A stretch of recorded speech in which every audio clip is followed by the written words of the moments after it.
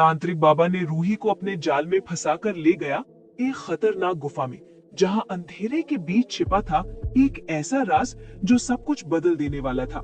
वहीं रूही ने बाबा को सुनाई अपनी और सुकून की पूरी सच्चाई, और फिर जो हुआ उसने हिला दिया सबको, क्योंकि तांत्रिक बाबा और रूही ने मिलकर किया सुकून की आत्मा का हमेशा के लिए अंत।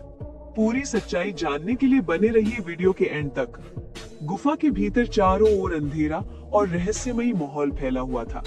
दीवारों पर जलती मशालें हल्की हल्की रोशनी दे रही थी।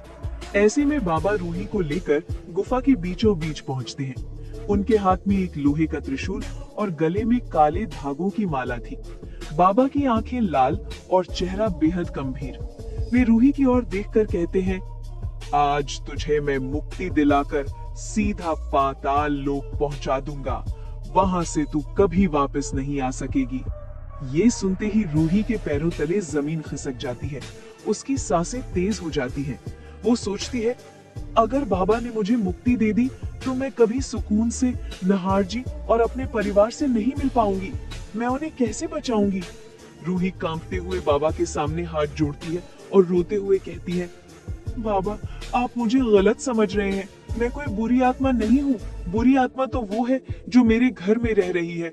उसने ही बहू का रूप लिया है। उस घर की असली बहू मैं हूँ। उसने मेरे शरीर पर कब्जा कर लिया है और मैं चाहकर भी अपने शरीर में वापस नहीं जा पा रही हूँ। बाबा कुछ पल के लिए चुप हो जाते हैं, लेकिन फिर भी उनके चेहरे पर शक साफ दिखता है। उधर घर में सुकून, जिसने रूही का रूप ले लिया है, आईने में खुद को देखकर मुस्कुराती है और कहती है, रूही की आत्मा को मुक्ति मिलते ही नहार हमेशा के लिए मेरा हो जाएगा। अब कोई मुझे उससे अलग नहीं कर सकता। इसी बीच नहार का मन बेहद बेचैन हो रहा था। उसे लग रहा था कि कुछ तो गलत है। वो बार बार रूही के चेहरे और उसकी बातों को याद करने लगता है। उसे एहसास होता है कि ये वही रूही नहीं है जिसे वो जानता था। नहार दादी के पास जाकर पूछता है, दादी ये तांत्रिक बाबा कौन है और वो गुफा कहाँ है जहाँ वो पूजा करते हैं?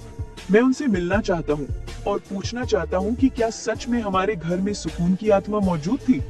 लेकिन दादी कुछ नहीं कहती। वे सिर झुकाकर चुपचाप बैठी रहती हैं, ताकि सच्चाई छिपी रहे। नहार समझ जाता है कि दादी को जरूर कुछ पता है, लेकिन वो उसे बताना नहीं चाहती। उधर गुफा में बाबा फिर से मंत्र पढ़ने लगते हैं। वे रूही के चारों ओर एक जाल फेंक देते हैं और चारों दिशाओं में मंत्रों की सहायता से अग्नि प्रज्वलित कर देते हैं। चारों तरफ आग की लपटें उठने लगती हैं और बाबा कहते हैं, दुष्ट आत्मा, अब तेरी मुक्ति का समय आ गया है। मैं तुझे पाताल भेजकर ही दम लूंगा। रूही अपने हाथ जोड़कर भगवान से पुकार करती है, हे भगवान, अगर आप सच में हैं, तो अच्छाई के हाथों अच्छाई का अंत मत होने दीजिए। आप जानते हैं कि कौन बुरा है और कौन सच्चा। मैं निर्दोष हूँ प्रभु, मुझे मेरे परिवार को बचाने दीजिए। जैसे ही रूही ये शब्द कहती है, अचानक गुफा में तेज हवा चलने लगती है। चारों तरफ की आग एकदम से बुझ जाती है। बाबा के चारों तरफ बना जाल अपने आप टूटकर गिर जाता है। बाबा ये देखकर हैरान रह जाते हैं। उनके चेहरे का रंग उड़ जाता है। वो कांपती आवाज में कहते हैं, ये क्या हो गया? ये कैसे संभव है? आग अपने आप बुझ गई, जाल अपने आप खुल गया। इसका मतलब ये आत्मा बुरी नहीं बल्कि पवित्र आत्मा है। इस पर तो स्वयं भगवान की कृपा है। बेहतर है भगवान की कृपा इस पर बनी रहे। बाबा झुककर रूही से कहते हैं, बेटी, मुझसे बहुत बड़ी गलती हो गई। मैंने तुझे गलत समझ लिया। तू वास्तव में सच्ची और पवित्र आत्मा है। भगवान खुद तेरी रक्षा कर रहे हैं। जा बेटी, तू अपने परिवार की रक्षा कर। वो लोग बड़ी मुसीबत में हैं। इतना कहकर बाबा अपने गले से एक तावीज निकालते हैं और रूही को देते हुए कहते हैं, ये तावीज तेरी रक्षा करेगा। इसे अपने पास रखना। ये तुझे उस दुष्ट आत्मा के सामने शक्ति देगा।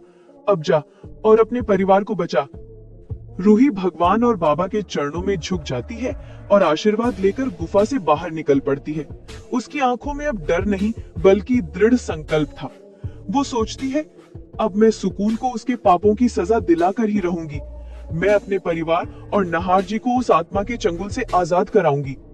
इधर घर में सुकून, जो रूही के रूप में है, नहार को अपने वश में करने की नई योजना बना रही है। लेकिन उसे नहीं पता, असली रूही वापस आ रही है, सच्चाई और भगवान की शक्ति के साथ। कहानी यहीं पर एक नए मोड़ पर पहुंचती है। अब सवाल ये है, क्या रूही समय रहते अपने शरीर में वापस आ पाएगी? क्या वो सुकून की आत्मा को हमेशा के लिए मुक्त कर पाएगी, या फिर सुकून की नई चाल नहार और पूरे परिवार को फिर से संकट में डाल देगी? तो दोस्तों, अगर आप भी अपने परिवार की सुरक्षा चाहते हैं तो लाइफ इंश्योरेंस सबसे जरूरी है। और जब भरोसे की बात आती है तो LIC से बेहतर कोई नहीं। LIC के नए 2025 प्लान्स आपके परिवार के लिए लाइफ कवर, सेविंग्स और फ्यूचर सिक्योरिटी देते हैं। कम प्रीमियम, ज्यादा बेनिफिट्स और टैक्स सेविंग्स का फायदा भी मिलता है। इसलिए देर मत कीजिए, आज ही LIC 2025 प्लान अपनाइए और अपने परिवार का सुरक्षित कल सुनिश्चित कीजिए, क्योंकि LIC है जिंदगी के साथ भी, जिंदगी के बाद भी। अगर चाहो तो मैं इसके ऊपर एक फुल डिटेल वीडियो आपके लिए बना दूंगा, तो कमेंट भी लिखिए LIC 2025 बेस्ट प्लान वीडियो। कौन लाइक और चैनल को सब्सक्राइब करें।